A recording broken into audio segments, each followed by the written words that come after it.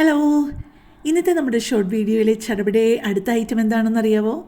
നല്ലൊന്നാന്തരം ഒരു പാൽക്കപ്പ.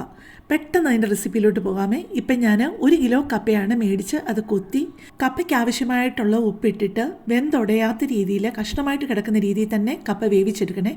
അതിലേക്ക് 20 കൊച്ചുള്ളിയും 5 വലിയ പച്ചമുളകും നന്നായിട്ട് ചതച്ചത് ചേർക്കണേ.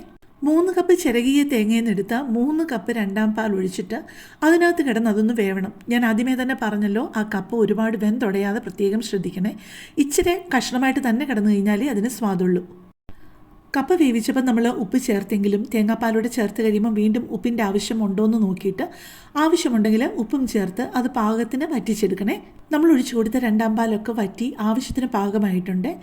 ഇനിയിപ്പം നമ്മൾ എടുത്തു വെച്ചിരിക്കുന്ന 1-ാം പാലും കൂടെ ചേർത്തിട്ട് ഈ 1-ാം പാലിൽ കിടന്നും ഒന്നുകൊണ്ടൊന്ന് വേവേണ്ട ആവശ്യമുണ്ട്. 1-ാം പാൽ ഒഴിച്ചു കൊടുക്കുമ്പോൾ നമുക്കൊരിച്ചിരി കൂടുതൽ ലൂസായോ എന്ന് തോന്നിക്കും. പക്ഷേ കപ്പ ആയതുകൊണ്ട് തന്നെ ഇരിക്കും തോറും അങ്ങ് കട്ടിയായിക്കോളൂ, പ്രത്യേകിച്ച് ചൂട് കുറയുമ്പോഴേക്കും. ഇപ്പം നമ്മുടെ പാൽക്കപ്പയുടെ പ്രധാനപ്പെട്ട പരിപാടികളെല്ലാം തീർന്നു. ഇനി ഒരു കാര്യം കൂടെ ഉള്ളൂ, താളിച്ചൊഴിക്കുക.